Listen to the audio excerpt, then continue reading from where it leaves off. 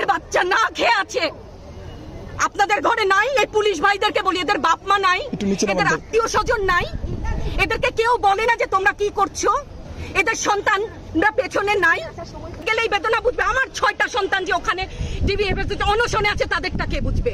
Bullet আপনি দেখেছেন বাবা মায়ের আর্তনাদ, অভিশাপ, আসমান কাঁপে। আপনাদের কাঁপে না? তার কাঁপে না? অভিশাপের ভয় হয় না? বুকগুলা ঝাঁঝরা হয়ে গেছে আমার সন্তানদের। রাবার বুলেট বলবেন, কি বলবেন? এগুলো অস্ত্রের মুখে দাঁড়িয়ে আছে। আমাদের পয়সায় কেনা বুলেটে আমাদের সন্তানদের আপনারা বুলেট ছুটছেন।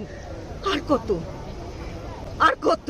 পুলিশ ভাইদেরকে বলি, ভেতরে তো আপনিও মানুষ, পুলিশ ভাই বলি না, ক্ষমা করবেন, মুখ থেকে বার হয়ে গেছে।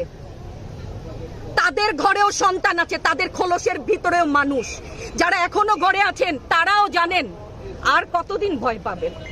ভয়েই থাকেন। একটা মারবেন 10টা আসবো, 10টা মারবেন লক্ষ আসবো। সারা দেশের মানুষ, মা বাপ সব একসাথে দাঁড়াবো।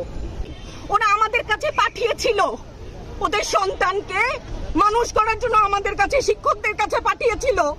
কি জবাব দিব? আমার তো কোনো মুখ নাই, আমি শিক্ষক, আমার ভাষা নাই। তাদের কাছে হাত জোড় করে মাফ চাই। নিরাপত্তা দিতে পারি নাই, নিরাপত্তা দিতে পারি নাই।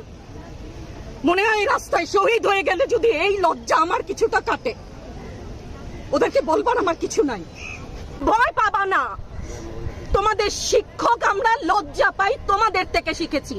তোমরা যেমন আছো আমরাও আছি। যতদিন না 9 দফা ওদের মানা হয় ততদিন মাঠ থেকে সরবো না। নিরাপদ না তো? আপনি নিরাপদ? সংবাদ কর্মী আপনি কি আত্মসম্মান বিসর্জন দিয়ে বিভিন্ন নিউজ, লেবুর বাম্পার ফলন নিউজ করতে হচ্ছে না? আপনারও লজ্জা লাগছে না? আত্মীয় স্বজনের কাছে মুখ দেখাতে পারছেন না তো? আপনার হয়ে আমি লড়ছি, আমাকে সহায়তা করেন। Thank you.